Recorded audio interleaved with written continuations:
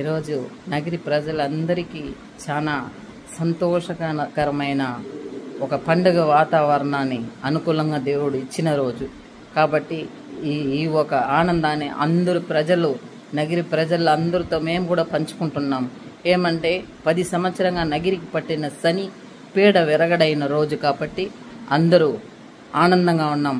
ఈ శని ఎప్పుడు వైఎస్ఆర్ పార్టీకి రోజు అడుగు పెట్టిందో అప్పుడే పార్టీకి కూడా శని పట్టిందని చాలా బాధ మాకు. దీనికి టికెట్ ఇవ్వకుంటే ఈసారి తరిమునుంటే వైఎస్ఆర్ పార్టీకి ఇంత పరిస్థితి వచ్చుండేది కాదు. ఏమేమి ఎవరిని బ్లాక్మెయిల్ చేసిందో, ఏం కర్మ చేసిందో, ఏం మాయం చేసిందో ఈ రోజా అన్న వ్యక్తి నగిరిలో వచ్చి దాపరించి కుటుంబ పరిపాలన, అరాజకము, అక్రమం, అవినీతి, అన్యాయం ఇన్ని చేసి నగిరి నా అడ్డ నా గడ్డ అని ఎవరు అడ్డలో వచ్చి ఎవరు అవినీతి చేసేది? ఏమనుకున్నావు? నగిరి ప్రజల్ని చిత్తుగా నిన్ను ఓడించి నగిరిలో నిన్ను ఇంకెక్కడ కనిపించనుకుంటా భూస్థాపితం చేసినారు. చూసినావా రోజా? అర్థమైందా రోజా? నగిరి ప్రజల్ని, నగిరి అడ్డన గురించి నీకు మున్సిపాలిటీ గేటును తాకనించినన్నావు మమ్మల్ని. నువ్వు ఏ గేటు కాదు, నగిరి కాదు, అసెంబ్లీ కాదు, రాష్ట్రంలో ఎక్కడ నువ్వు ఇంకా కనిపించవు. నువ్వు చెప్తా ఉండాం.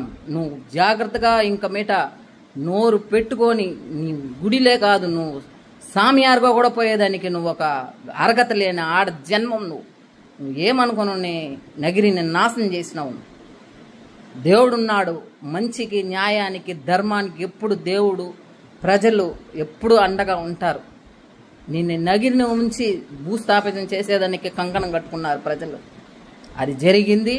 ఇంకా నగిరి మంచి ఒక బాటలో నడుస్తుంది. అన్నా తమ్ముళ్ళుగా అందరూ ఐకమత్యంగా ఒత్తుముగా ఉంటారు. రాజకీయాలు చేసేదని తెలియని వ్యక్తి నువ్వు. అందరిని విరోధాలు చేసి ఎవరితో మాట్లాడకూడదు, ఎవరు పోకూడదు, ఎవరు రాకూడదు అన్న ఒక కర్మమైన ఆడదాన్ని తెచ్చి నగిరిలో పెట్టుకొని మేము ఎంతో తప్పు చేసినామని ఎప్పుడో మేమందరూ తెలుసుకున్నాము. అందుకే నేను తరిమి కొట్టాలని కంకణం కట్టుకొని నేను ఈరోజు భూస్థాపితం చేసినాము. రోజా, అర్థమైందా రోజా? పోయిరా, బాయ్ రోజా, బాయ్, పో ఎక్కడక్కడ పో.